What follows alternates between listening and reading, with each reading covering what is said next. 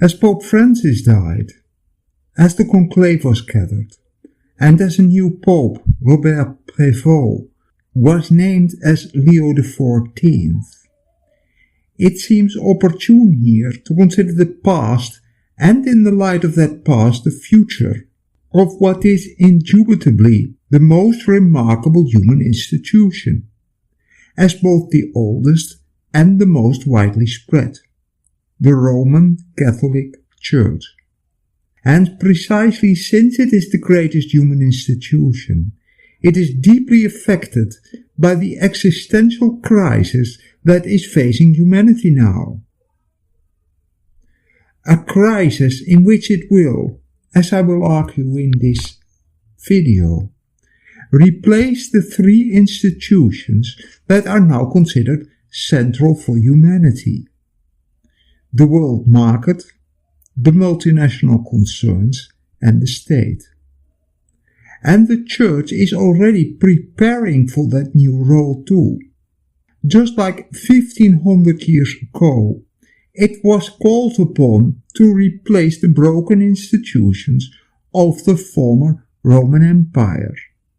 And now, in the approaching Dark Age, which is unavoidably upon us already, it will likely be called upon to replace the markets, the concerns, and the state. For if the Church had not proven an equally remarkable capability to adapt, it would not have lasted as long as it did. No writer put it better than then Member of Parliament and later great historian of England, Thomas Babington Macaulay, in 1835.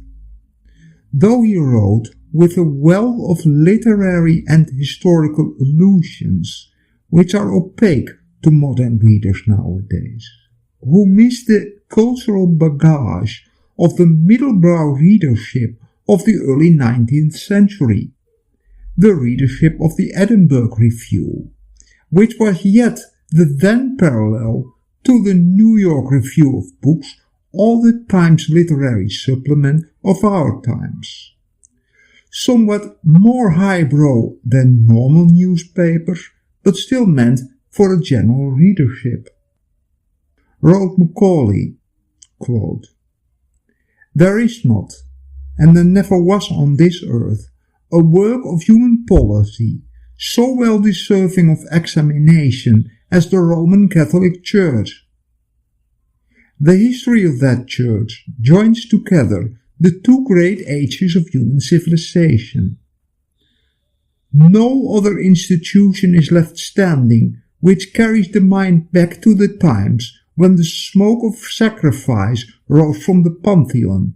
The proudest royal houses are but of yesterday when compared with the line of the supreme pontiffs. She, the Church, saw the commencement of all the governments and of all the ecclesiastical establishments that now exist in the world, and we feel no assurance that she is not destined to see the end of them all. She was great and respected before the Saxon had set foot in Britain, before the Frank had passed the Rhine, when Grecian eloquence still flourished at Antioch, and when idols were still worshipped in the Temple of Mecca. And she may still exist in undiminished vigor when some traveller from New Zealand shall, in the midst of a vast solitude, take his stand on a broken arch of London Bridge to sketch the ruins of St. Paul's." End quote. That it has survived and thrived from the reign of Nero to that of Trump also means that the Church thinks in centuries, nay in millennia. Few things I found so ridiculous recently as remarks of the press that the cardinals had named an anti-Trump pope. Not only is Leo's papacy likely to far outlast Trump's term of office, but the present political situation does not influence the thinking of the Church in the least. It has to think into the days of our grandchildren, when we mortals are long gone, and only the immortal Church of Christ and Peter will still be there. It has to decide, when pondering on its present policy, what the effects of it will be in 100, 200, and likely 1,000 years. If the Church had thus survived from the days of Mark Aurel and Trajan to Trump, then one factor is that throughout these nearly 2 millennia, no institution has had an intelligence network to even rival that of the Roman Catholic Church. It had and has unequaled knowledge of what was and is happening on all levels of society in all countries where there are Roman Catholics, which means virtually every country, excepting perhaps Bhutan, Myanmar, North Korea and Afghanistan. Since, after all, it has huge numbers of informers, believers, at every level of society, who have to confess their innermost thoughts to the priest, priests who are also many agents of the Vatican, and the papal nuncio has therefore the most intimate knowledge available of the countries they have been delegated to of any diplomatic representative, and they are constantly reporting this knowledge to the Vatican in turn. No secret service could even remotely compare to the priesthood. 750,000 completely dedicated agents sworn in to serve the papacy to the death. With this vast store of knowledge, the Vatican can also expertly decide the course it is going to take, while the opinion of the Church on any issue needs to be taken very seriously. Conversely, all the affairs of the Vatican are shrouded in impenetrable secrecy, and priests are under the strictest orders not to divulge anything on what's taking place within the walls of the Vatican. Via the Catholic members of the administration, the Vatican knows exactly what's being discussed in the White House, for example. But the White House has no influence on the Curia whatsoever. I think that Trump's reaction on being told he had no way of influencing the conclave was mocking this by his joke of showing himself as a pope on Twitter. And he was maybe also showing his jealousy in that way of an institution which will far survive him and indeed will likely survive the United States, and thus mocks all his pretenses on his own importance. This unsurpassed intelligence agency, moreover, has a uniquely devoted and uniquely obedient cadre. Clearly, the Church has had its share of cruel, incompetent, and greedy servants over the ages, including some of its own administration, including even a few popes. But then, which human organization has not had its share of careerists and lunatics? But that becoming a Roman Catholic priest by itself already entails considerable personal sacrifices, the celibate one, or that the wealth gathered by a private priest will refer to the Church, still means that the Church can call upon a singularly motivated, skilled and obedient cadre, a cadre which is strictly selected by merit, and which still attracts many exceptionally gifted people to the foes, precisely since becoming a priest is a decision that needs courage and perseverance. Less than 30% of the men willing to take the holy vow ever become a full member of the Society of Jesus, for example. This devoted cadre has carried the Church forth through all the many crises and torments it has been going through, of which at this point I need to particularly single out the so-called Great Western Schism from 1378 to 1417, when there were for a while 3 contending popes, and when the collective priesthood finally assumed the power to legislate of the Pope, and when the collected priesthood reconstructed the papacy in the Council of Constance, 1414. And this conciliar movement finally re-erected a unified church, which never, throughout its 2 millennia of history, fell prey to that common fractiousness of large institutions, and which has doomed a myriad others, from communist parties to other churches. But the church did not only survive due to the strength and commonly also due to the pliability of its central institutions. For if it sticks to its hard doctrinal core, it has always been willing to compromise on temporary matters and on small details. At least as important, therefore, was that if the society in which the church was embedded was in crisis, and such a crisis threatened the church, there always arose movements from below in the church for it to respond and to preserve its internal cohesion. Without going into enormous detail which fills entire libraries, the earliest of such movements came on the adoption of Christianity as the state religion of the Roman Empire by Emperor Constantine. Christianity in the ensuing 3rd and 4th century threatened to become a mere appendix of the empire, a mere administrative instrument wedded to an austere variety of Neoplatonic thought and with little appeal to emotions. The very Roman embrace threatened to suffocate the church. Then enthusiastic Christians began to leave their fellows and to go off to holy places to lead the lives of hermits. Alone, with the absolute minimum of clothes and food, they passed their time in prayer and contemplation. All lived a life of frugality and celibacy.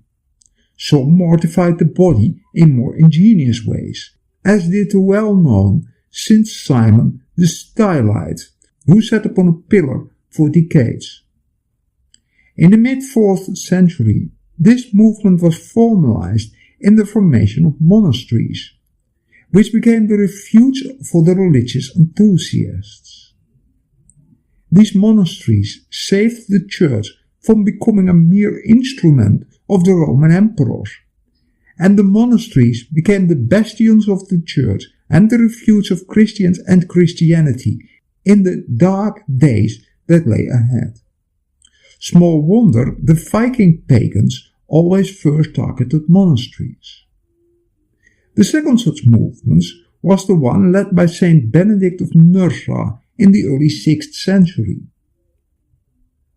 While such Roman noblemen as the great philosopher Boetius, his contemporary, still pretended the Roman Empire was alive and well, and that the Ostrogoth king Theodoric, or the king of the Franks, was a mere steward of the empire, Benedict perceived the Roman order was nearing its end, and that the old civilized world of classical antiquity was descending into poverty, into illiteracy, and into the chaos of a war of all against all.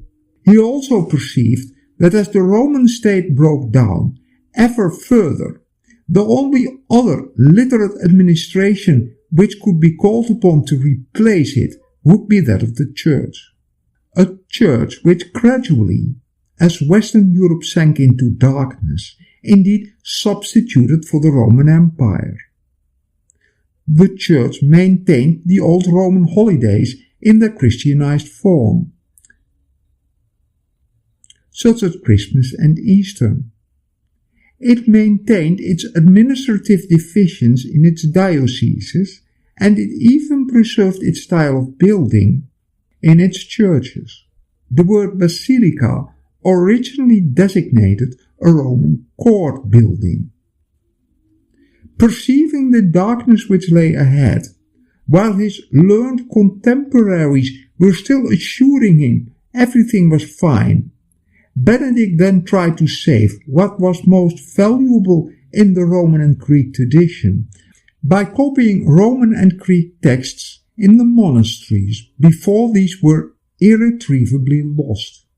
The next great crisis the Church faced was in the late 10th century, when it threatened to be torn along by the political fragmentation of Europe into small territorial units, which was taking place then.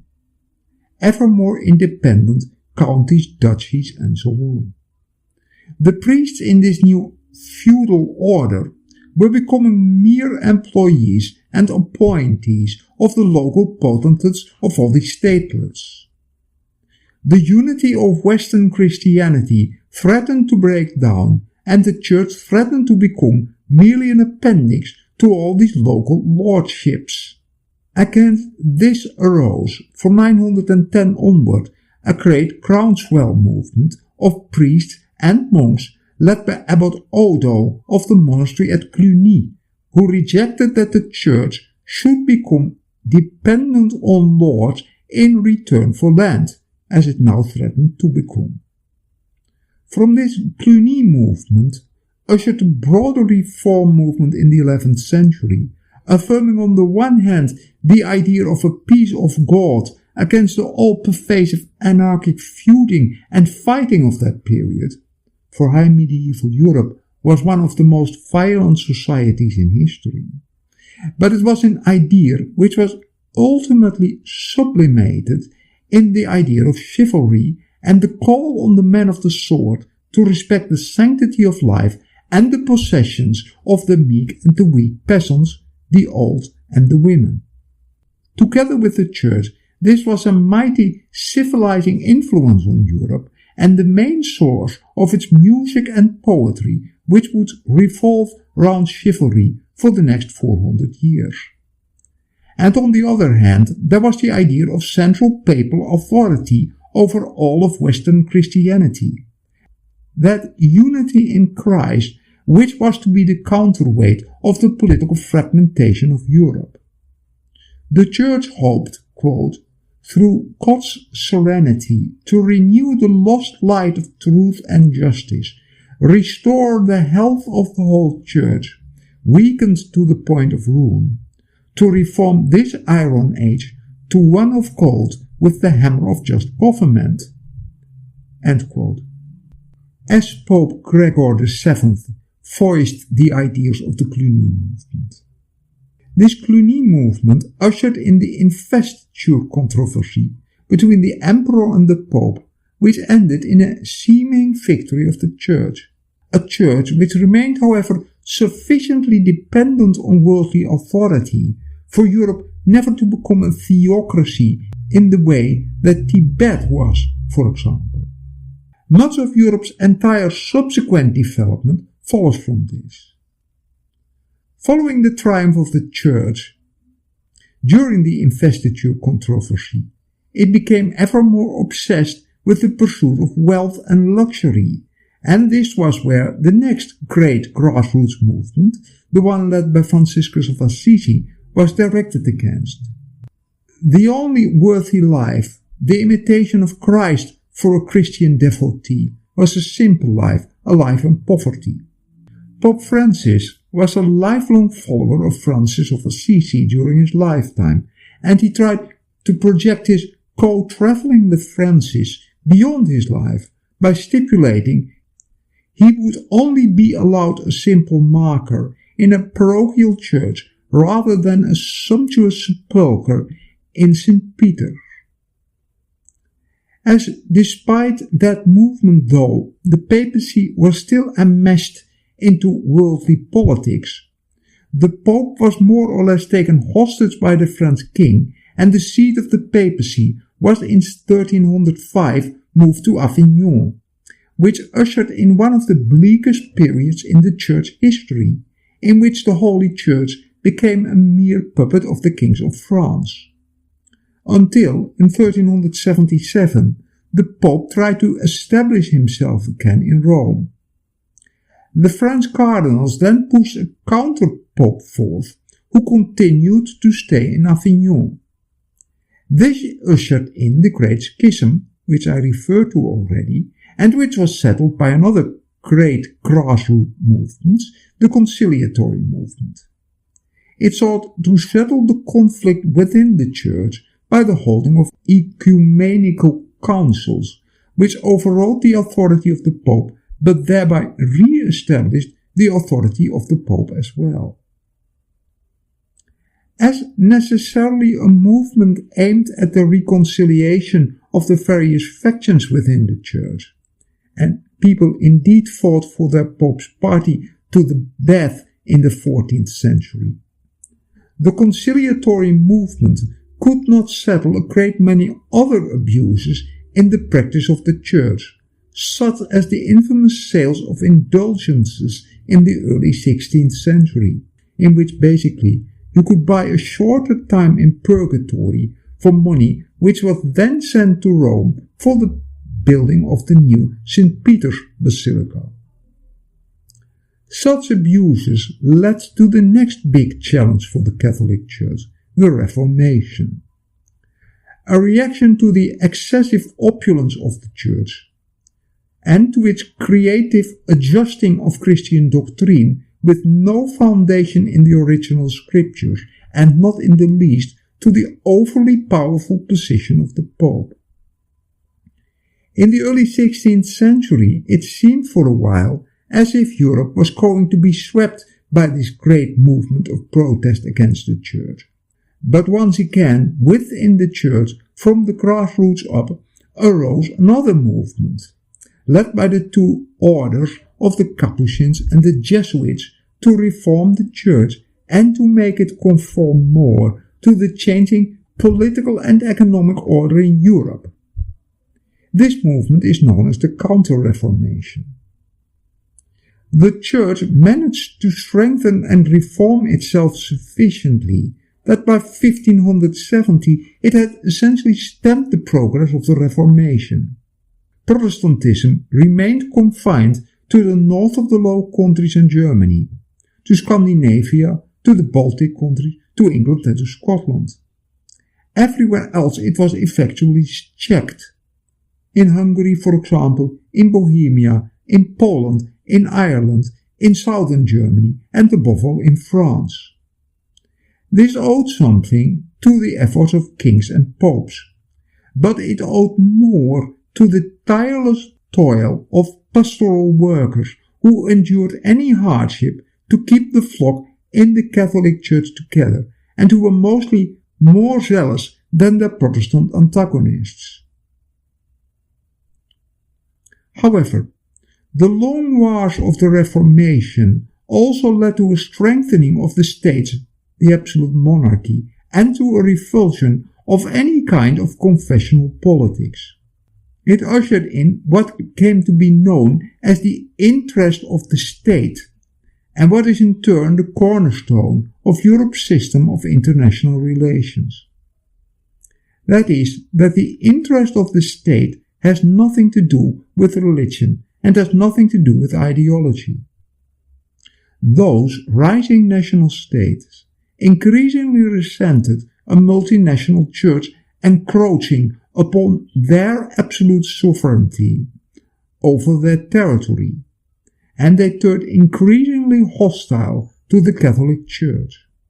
This process culminated in the fiercely anti-Catholic stance of the French Revolution, in which priests had to vow fidelity to the fatherland and that they would only follow the commands of the national government rather than that they ever would obey the Pope. The French Revolution was then defeated in 1815, and the Catholic Church now appeared to be safely ensconced near the center of power, the crown and the altar. In these circumstances, it closely aligned itself with the nobility and with the absolute rule of the monarchy, and it began to see the liberal movement, which agitated for parliamentary representation of the bourgeoisie, as its enemy. While the bitter hostility to the Church fueled a spirit of militant atheism among the liberals. The new militant atheists of today, people like Richard Dawkins and Christopher Hitchens, still carry this old liberal torch. But whereas the liberals were in reality not a real threat to the church, the reactionary position it assumed vis-à-vis the liberals alienated not just them, but also, and far worse for the church, its working class flock. The new labouring classes, which streamed into the factories and industrial towns of Europe at the end of the 19th century, were either completely atheists or religiously indifferent, and the new socialist movement now acted as vanguard for the spread of atheism among the broad masses. That in the USA socialism never got a foot on the ground is likely one reason why it is still more religiously observant than Europe, where the Christians have now become, even in 40 years ago, still zealously Catholic Poland and Ireland, a minority everywhere. The conclave recognized it needed to honor the relative religiosity of the USA by no longer naming a European as rather an American Pope, although Pope Prevot spent virtually his entire adult life in Peru and is celebrated as a Latin American Pope there. This looming de-Christianizing of the working classes was recognized as a threat by the local priests, though initially not by the Vatican. And in various countries, priests began to organize their own working class organizations, unions, mutual insurance societies and clubs, not merely for working class solidarity, but if necessary to organize the working class against the bosses too, though the church preferred its cooperative model of reconciliation and cooperation among the classes to any confrontation with the capitalists. These institutions were approved by Pope Leo XIII in 1894, after whom the present Pope is surely named. And the name of a Pope is ever also designed to indicate his future program. He did this in the famous encyclical Rerum Novarum. These Catholic working class institutions succeeded, at least for a while, in stemming the surge of atheism among the working classes.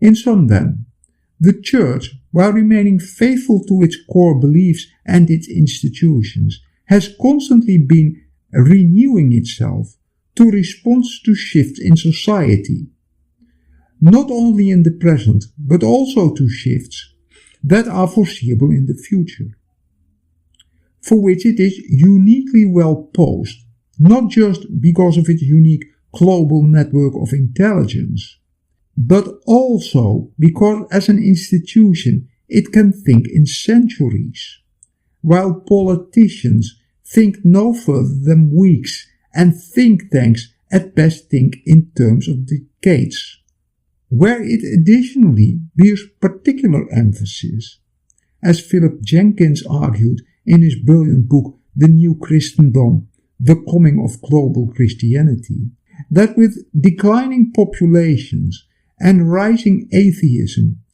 Christianity is no longer a European and not even a Western religion anymore, but primarily a religion of the global South, of Africa, of Latin America, and of the Philippines. For this reason, the Church can also not give in to such Western fancies as rite for case or female ordination to the priesthood, which would be met with overwhelming hostility among the Southern overwhelming majority. In such matters, Pope Francis and Pope Leo are hence both dubbed conservatives by Western observers. Partly in the right of where its overwhelming number of followers are located, the Church, already under the long pontificate of John Paul II from 1978 to 2005, had become very critical of nuclear weapons, and during the final years of his papacy John Paul II was an increasingly vocal critic of neoliberalism too. For people above 40 like me, John Paul remains the Pope, and he was certainly one of the greatest men of the 20th century. From the time of his papacy onward, the Church has remained a critic of the neoliberal order which was being erected as being merely free trade in the late 20th century. Precisely since, with its vast network of informers and its vision spanning centuries, the Church knew this system would be unsustainable in the longer run. From the day of his nomination onward, Pope Francis' entire way of life, and all his speeches and sermons too, have been a constant critique of neoliberalism, and indeed of the entire spirit of late capitalism, as the late great Belgian economist Ernest Mandel called it. That late capitalism, of which neoliberalism is part, the incessant quest of that type of capitalism for ever increasing consumption and for immediate satisfaction, its seeking of a hedonistic lifestyle, and all the shallow values which come with its insatiable urge for consuming. The supreme value and impetus of late capitalism, just as saving was for the early capitalism of the mercantilist era of the 17th and 18th century, and just like producing was for mature industrial capitalism. Under Pope Francis, and particularly with his encyclical letter Laudatio Si, the Church has concluded the road we are presently heading on is leading humanity straight into the abyss. It must in this respect be remembered that unlike many Protestant sects, the Catholic Church does not reject the findings of modern science. The study of physics is after all to the Catholic Church the study of the wonders of God's creation, and modern science is taught at the Pontifical University, whereas there is a long tradition of scientists who were Catholic priests or monks as well. Unlike the Protestant sects, therefore, who are the main rival to Catholicism now, and who flatly reject any talk about the climate emergency, or who indeed celebrate a possible climate apocalypse as the preliminary to that rapture which they are eagerly awaiting, the Catholic Church respects the findings of science.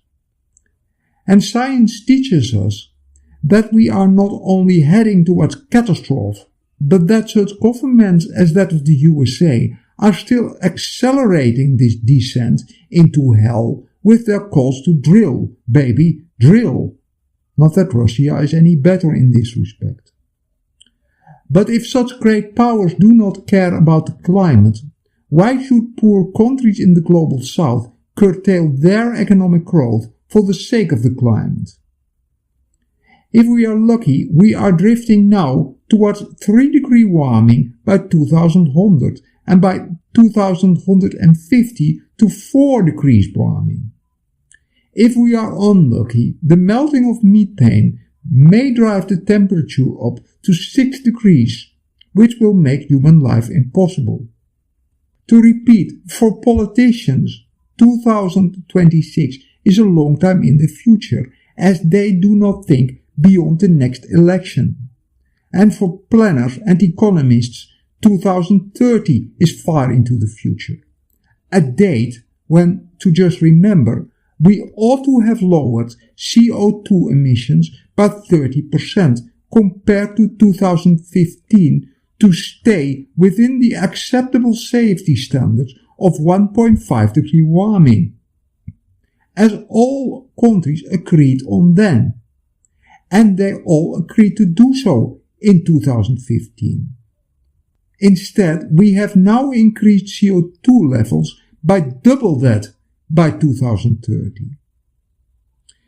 The Church, however, will still be around in 2150, and it is therefore to think in terms of what is going to happen in 2150.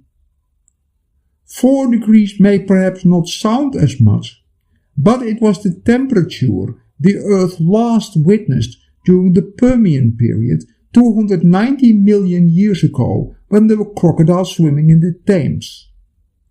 As the Church is well aware too, and that is why Francis was deeply worried about climate change, and so will certainly Pope Leo be too, our present economic and social system is not going to survive the double whammy of climate change and the simultaneous exhaustion of almost all raw materials, most of which, at the present rate of extraction and consumption, will be finished by 2100, or mining will have become so difficult that it will no longer pay. The exception to that is coal, for which there would be enough up to 2150 at the present rate of extraction, but coal is also the biggest coal monoxide emitter. The next biggest emitter of greenhouse gases is incidentally cattle. The inevitable consequence will be a similar kind of collapse as the one that occurred in the age of Benedict. A time when every worthy was still assuring the population there was nothing to worry about, and the discipline and order of the Roman Empire were being maintained by the Gothic or Frankish rulers and would be maintained far into the future. Much as all our pundits are now assuring us present trends may look grim, but that there is surely plenty time to do something, while we are in reality now too late already to avoid catastrophic climate change. The Church in the meantime, however, has already started preparing for this societal collapse, as it alone, among all present institutions, has the experience and the expertise to wither a societal collapse.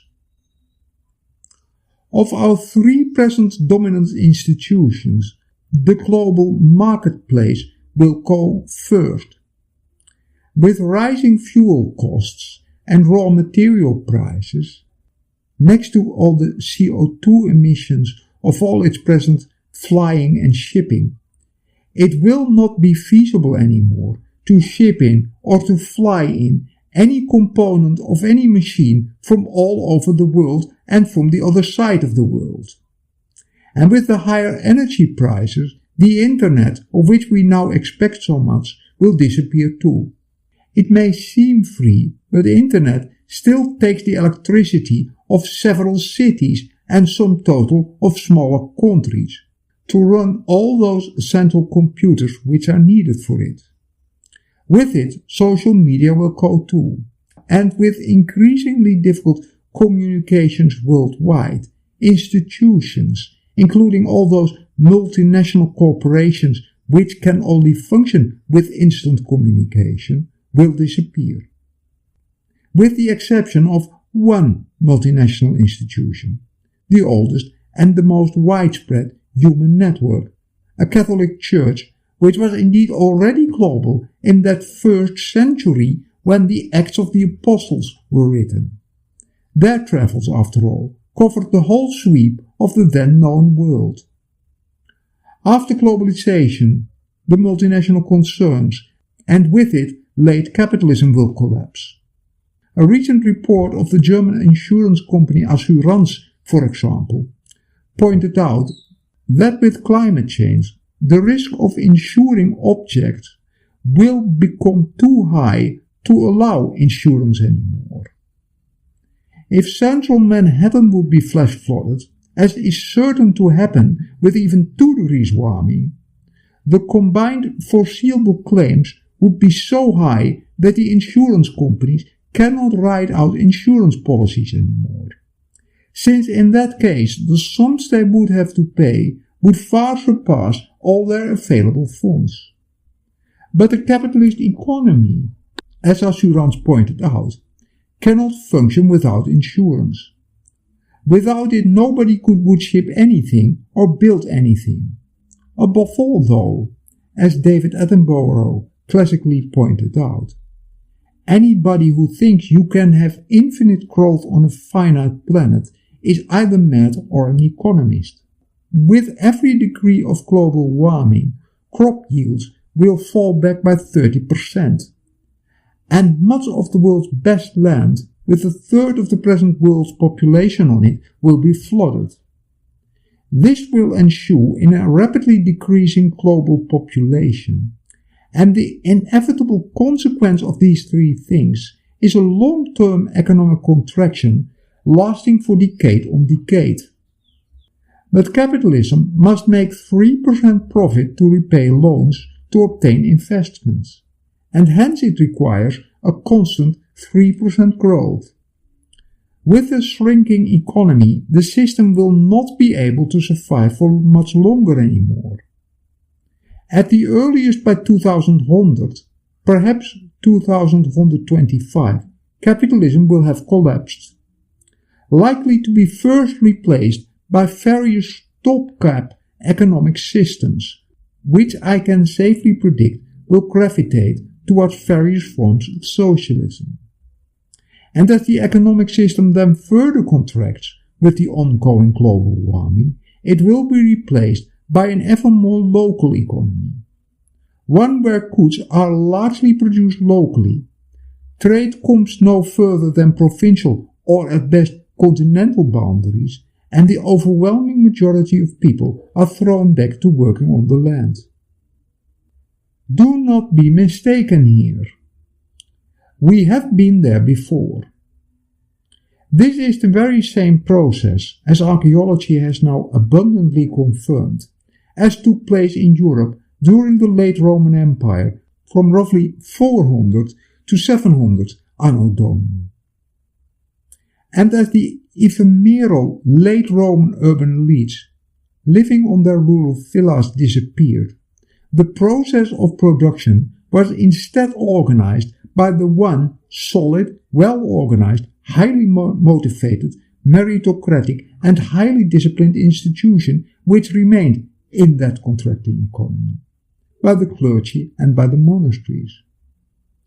So too, as our present idle elite, which celebrity left economist Yanis Varoufakis already terms our new feudal elite, since it purely lives off clipping coupons rather than doing anything productive, just like the old elites, the curiales of Rome once did, disappears. Production is going to be organized by the one well-organized, non-corrupt and widely admired institution that is still remaining, the Catholic Church. The people will by 2100 be as fed up with all the other elites as they once were with the Roman ones, whom they perceived as mere parasites. The Roman elites were not so much violently unseated as slowly withered away. Their villas were abandoned and peasants stopped yielding crops to them. So too our elites, including our scientists and scholars, will fade as less and less surplus comes in to feed them, and the refined culture they once sustained will become a distant memory to be replaced by a newly vigorous Catholicism. The people will likely have much less use for money than now. And with the disappearance of the central power grid, electronic money will have completely disappeared, let alone Bitcoin. But the handling of money and the modest degree of banking still necessary will then become the responsibility of the one institution that is still widely trusted, the monasteries, as happened in the Dark Ages before. After the economy has collapsed, the state will finally go too, as happened in the Dark Ages before too, as there simply will not be sufficient tax revenue anymore to maintain a judicial apparatus, and all its expensive and extensive law enforcement agencies will wither away. And as the state no longer has a monopoly of violence with it, it will disappear together with its bureaucratic apparatus. This will not happen everywhere at the same time. While by 2150 the state in Africa will be only a distant memory, there will likely still be a president in the White House.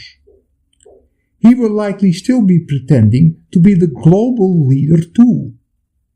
But ever more government departments will disappear, until the territory that is really ruled by the USA will not extend beyond the city of Washington. For the rest of the country, the USA has become merely a flag and some local folklore remaining.